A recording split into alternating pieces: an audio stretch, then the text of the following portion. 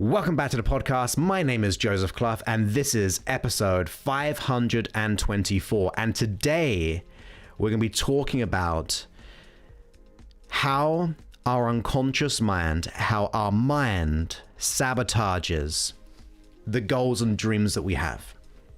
You might have big desires in your life. Maybe that career progression. Maybe you want a certain money number every single month. Maybe you want that relationship.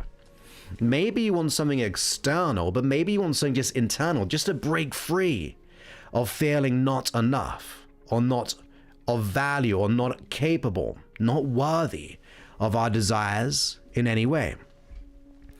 Now, whatever your goal and outcome is, we have to understand how the unconscious mind responds to your suggestions. You see, you might have a goal that you would like to achieve, but unconsciously, you could be self-sabotaged. And it could be for a variety of reasons, ultimately. And we got to think about it as we're almost imagining that, if you can imagine, go ahead, even if you listen to this on the audio replay, I want you to go ahead and put your fist out, your hand out, and make it a fist. I want you to imagine that fist is your goal. That is your outcome. Now, if that is your goal and outcome, your thoughts, your feelings to that goal and outcome will be layered upon it. In other words, you may have a goal, but if you have a consistent thought that follows that goal and outcome, you're actually either decreasing or increasing that goal. Think of that goal as like an energy ball.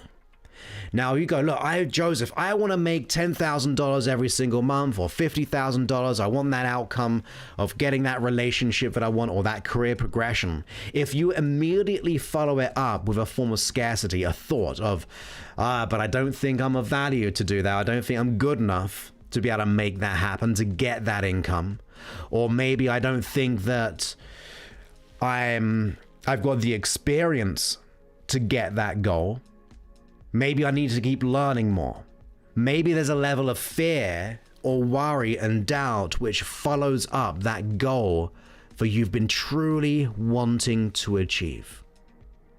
Now, if you think of that energy ball of that goal as just an analogy, as a metaphor, if you can imagine that if you immediately plaster on top of that goal something which is of scarcity, which is of lack, of anxiety, of fears, worries, and doubts, you're going to decrease that energy ball of that goal in this metaphor.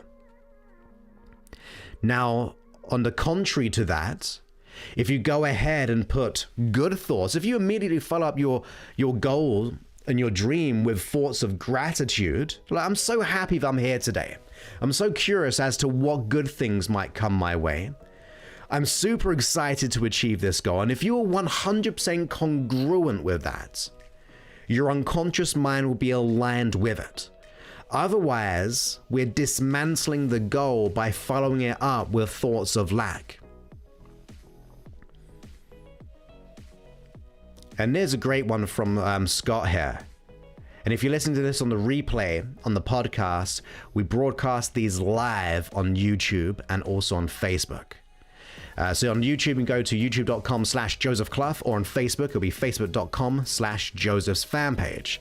That's what they used to be called back then. But Scott says, Richard Back, I believe that'll be pronounced, argue for your limitation, and sure enough, they're yours. And that is so true. Because whatever we think is true for us. Whatever we think is right or wrong is right. A bit like Henry Ford, right? Whatever we think is going to really ultimately be our truth. So if we have reasons as to why we haven't achieved our goal, we will actually create validation as to why you shouldn't achieve that goal. Every single moment you are weighing up what is and what is not possible. And a lot of the time it's based on your past thinking. So if you've had bad experiences in the past or so-called failures, although here we like to think that every failure is an opportunity to learn and grow. In fact, there's no such thing as failure, it's just a learning. Therefore, you will always move on to your successes. But if we consider that if we have those fears and worries and doubts and anxieties every time we think of our goal, we're canceling out the opportunity of requiring that goal because we're just out of alignment with it. We're just not in that kind of state of allowance. Because we say we want it, but deep down, whether it be consciously or maybe it's just unconsciously, we doubt it. Now, there's some good news about that because ultimately you are in charge of those thoughts. It can take time to retrain your neurology, your associations, but ultimately you are in control. Now, one of the first steps is to assume responsibility, as always. For when you're on the cause side of the cause and effect equation, you're no longer giving up to any reasons. If we're just an effect of life, then we're out of control. We want to see life as a product of what we choose to create rather just being a product of life. So when we move ourselves from the effect of life, and it's not to say we're like going, oh, we're letting that, we're letting that person off the hook who used and abused me, or that financial crisis which kind of put me where I am. We're not saying we're giving that up, but we are saying that all transformation, all success will come from your decision to make that happen. So therefore, you are really in being responsible for your desires. You are in charge of your goal and outcome. So the first step is always assuming responsibility for where you are right now, for what you do right now will eventually become your past, and that will be the foundation as to where you're going in the future. But when those times happen, when we think of our goal and outcome and doubt creeps in, that fear begins to happen. And I've had that over my lifetime. There's been plenty of times when I've desired something so much. It's like on the one hand, I really, really want it.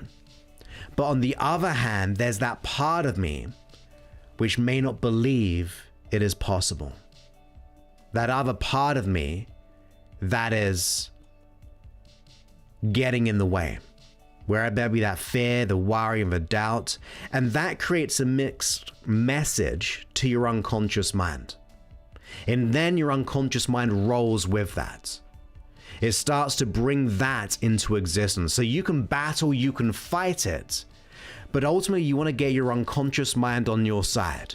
You want to be able to get it to the point where it works for you.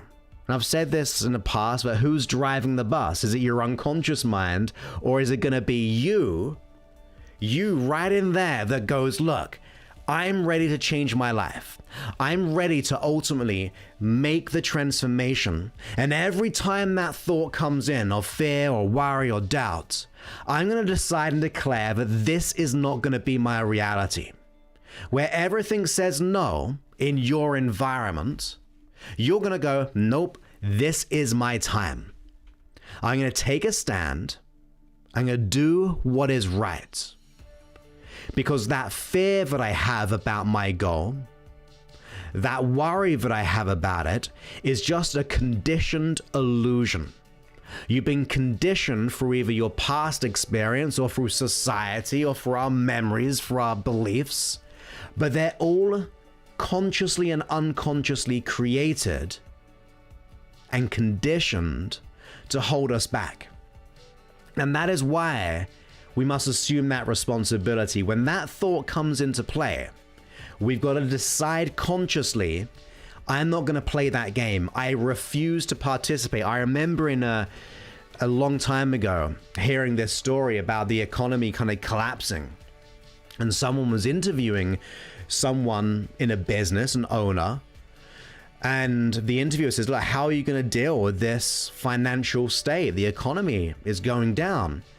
And the person literally just said, look, I refuse to participate.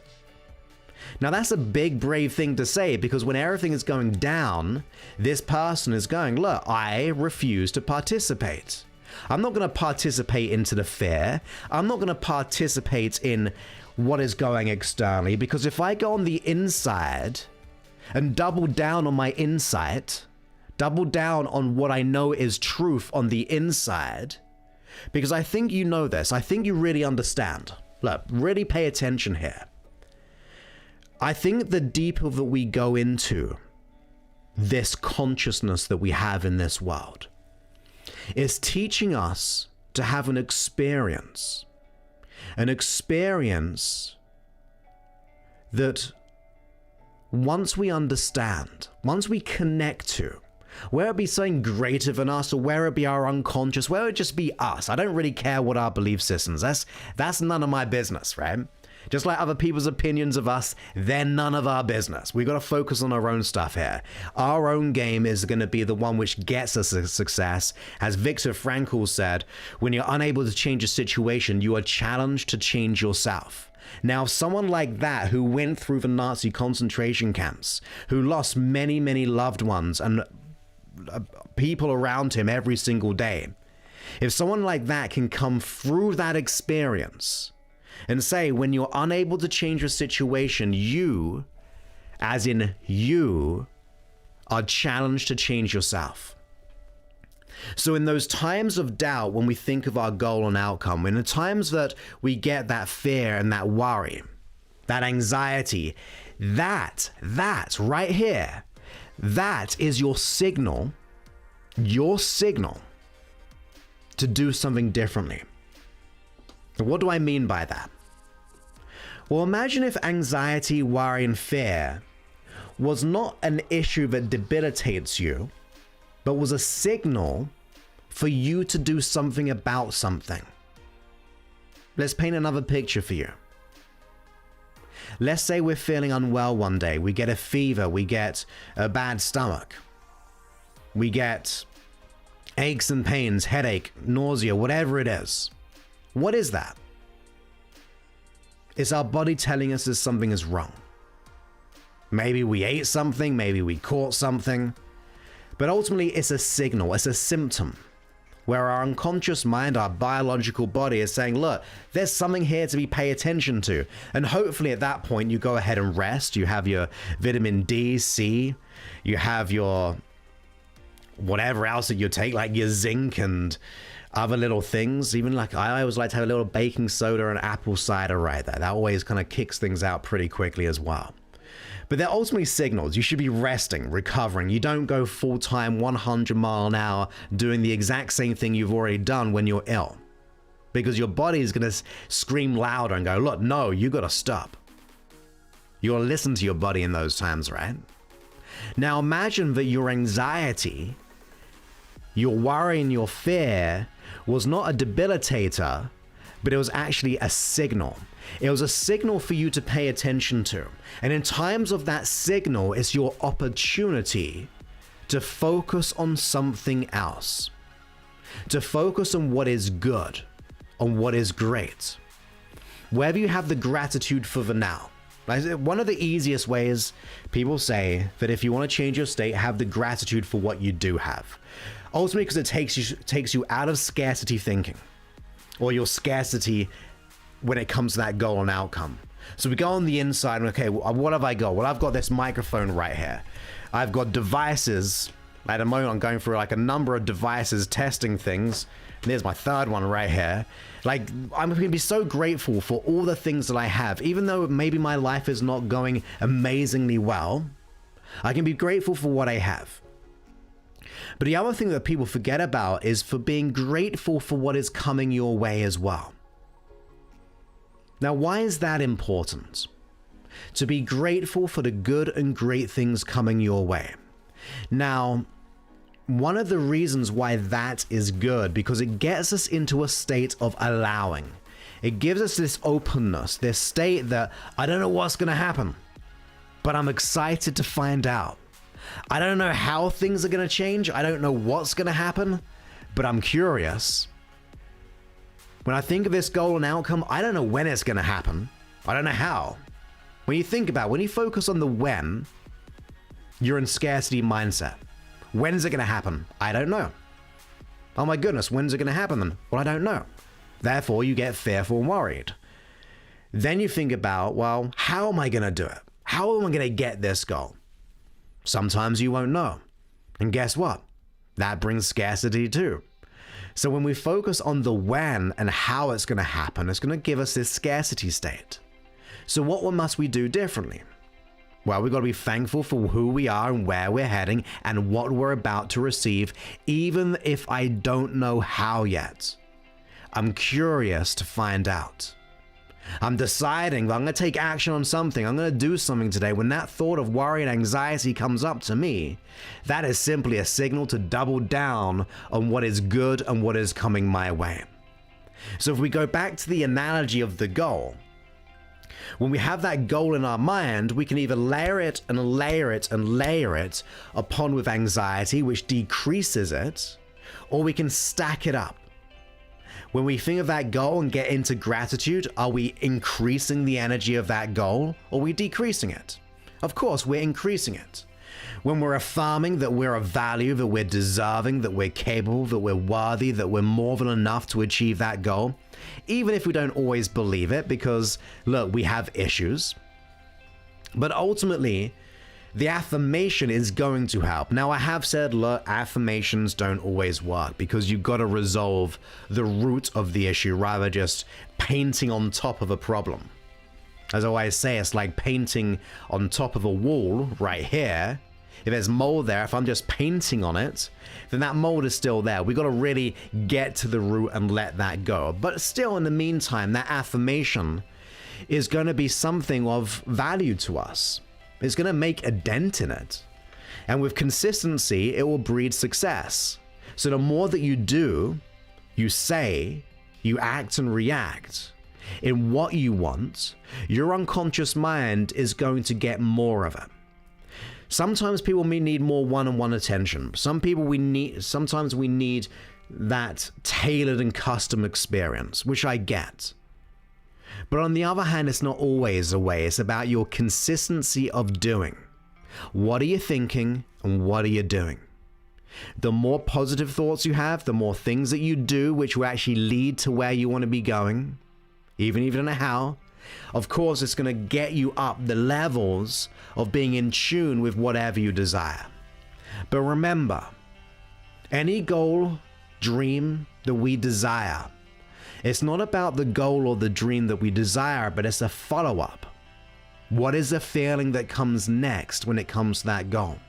What is the most consistent theme or thoughts that you have when you have that goal? Is it, oh my goodness, I'm so excited to achieve this. It is going to be the best thing ever. It is going to come to me easily and effortlessly. I don't know how it's going to happen, but I'm going to love exploring when and how it's going to happen because I just don't know, but I'm excited to find out. Or is it, oh my goodness, how am I going to make this happen? Am I enough to make it happen? Is it something that I can really achieve? Who am I to achieve this? You see, based on the quality of your answers to your goal and outcome will dictate where you're heading. Right? It makes sense. You're conditioning yourself. Any consistent thought you have over and over again will eventually probably be formulated into a belief system or at least a perception, where that is your filter, that is your lens for life. So ask yourself, when I think of my goals and my dreams, what is my initial perception following it? What is my experience after it? What is the trail that adds to it? Is it saying positive or is it saying negative? Once you're aware of that, you're now becoming consciously competent. You're being aware of your thoughts. You see, most people in the world, I believe anyway, I think they live very much most of the time unconscious. to the point of being unconscious of their deeper thoughts. They think it's normal. They think it's just how it is and what life should be like. These are the cards that we've been dealt with. But it's not true. We got to wake up. We got to become so consciously aware of our processes, so consciously aware of our strategies, that we can start to either interrupt them, resolve them, or evolve them so they actually work for us. That is just being conscious. Rather the unconscious mind running everything beneath the surface without our control or input, driving that bus, we need to get in the driving seat. We've got to understand that, look, this is our life and we get to choose what we want to do. And if it's good for ourselves, it's good for the environment, it's good for society, it's good for the world, then look, let's go ahead and get that goal and outcome. But you got to be conscious of your programming. Where did it come from? Who told you? Is it even yours? What is the belief behind that? Because you don't want to be tripped up. You don't want to be self-sabotaged, consciously or unconsciously. Because that's pretty annoying, right? You really want something, but you self-sabotage. We don't want that. We want change. We want transformation. We want to be able to unleash our potentiality. We want to be more connected with ourselves than ever before. Now, the other thing, if you think about self-sabotage, is that sometimes in life, we think that we want the goal, but we're not aware of the downsides or the consequences of getting that goal. You see, sometimes unconsciously, you might be saying, look, I want $20,000 a month, I want $50,000 a month, I want $1 million a month. But deep down, there might be that part of you going, I don't think that's possible. Oh, you're going to have to pay more taxes. Oh, friends are going to come out the woodwork and family as well, trying to take that money from me. So it's almost like we want it, but there's a part of us which has some resistance in achieving it. And we can change the money to a job. We can do it from a relationship. What if I get hurt? What if I lose my independence? All those things, that level of resistance is going to put you off.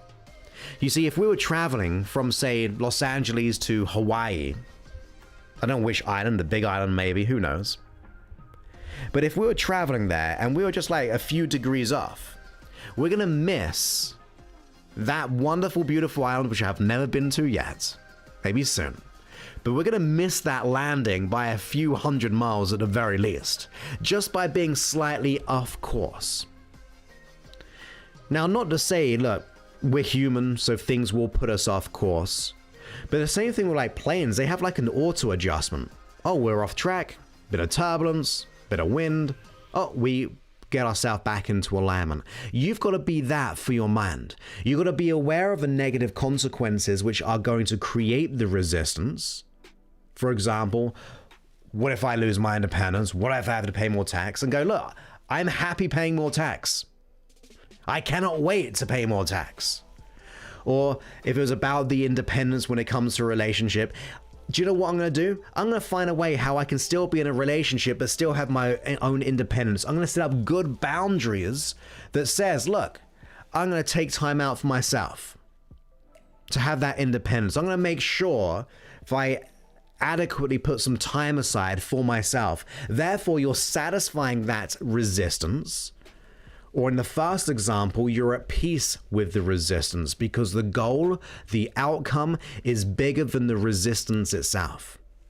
But if we're not aware of the resistance or we're not being consciously aware of it or coming up with either solutions or being at peace with it, we're going to be off target. And we don't want to get off target. We want to realize that, look, we are more than that.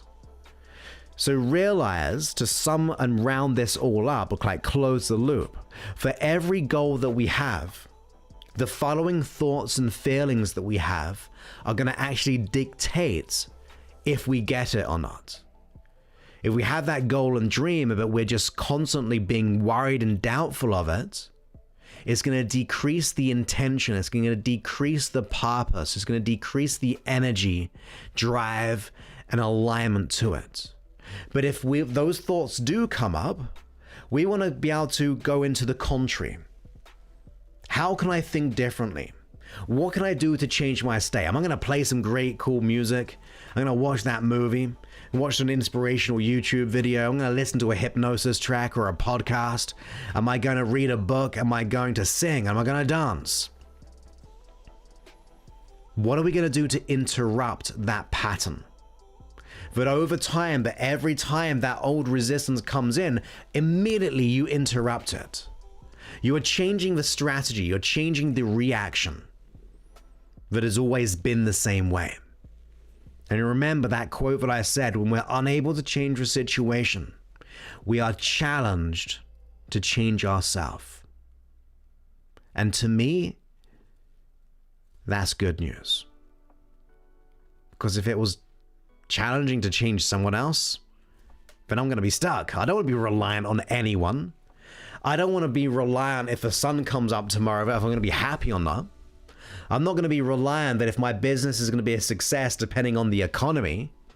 I'm not going to be reliant on people or things. Yeah, I can absorb them and have great connections, but I'm not going to be reliant. We can be in cooperation, but not in reliancy to something external. So it comes to us.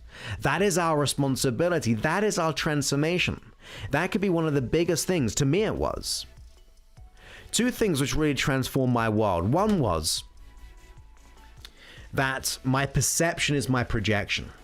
Whatever I perceive to be true is true in my reality. It's the lens that I'm looking for. It's the vortex of my mindset. And that is conditioned by our beliefs, our values, our language, our memories, communication, societal stuff. We absorb all of that stuff, and that is our projection. That is our reality filter that we see. It's not true, it's subjective and not objective. The second aspect is taking responsibility. So if I take responsibility of my perceptions, that they are just coded and trained up via my past experiences, but what I do right here, right now, can actually decode them and actually create the future that I desire, because I am looking out for the future me. What I do right here will become my past eventually, and I will eventually become the future me. And therefore, I'm working for the future me because it's in my mind. I'm following up with my desires, my goals and my dreams that will support that. Other things we can do, we can look for evidence that will speak that to be true. What do I mean by that? You got a goal of earning $10,000 a month, look at someone, model someone who's doing that. If you want to let go of anxiety, worries, and doubts, look for someone who's done just that. If you want to be able to run a marathon, look for someone who teaches how to do a marathon at a certain pace and time, who never did it for a long time, but they did it. That's who I want to model. I want to model to people, or look for the evidence that gives me permission, or at least knowing that it is possible. Because if it's possible for someone else, it's absolutely possible for you. And you're worthy of that transformation. You're definitely deserving of it. You're capable of it. And by that, yes, I do mean we need to acquire some skills sometimes, but the potentiality is all there. But we've got to educate ourselves. Sometimes it will mean investing in yourself, and do you know what? I don't care about that. People sometimes get a little bit touchy about, investing in yourself. I'd far prefer to invest in myself and investing in something which will not serve me. Like, I don't know, in services that I could be using that money elsewhere.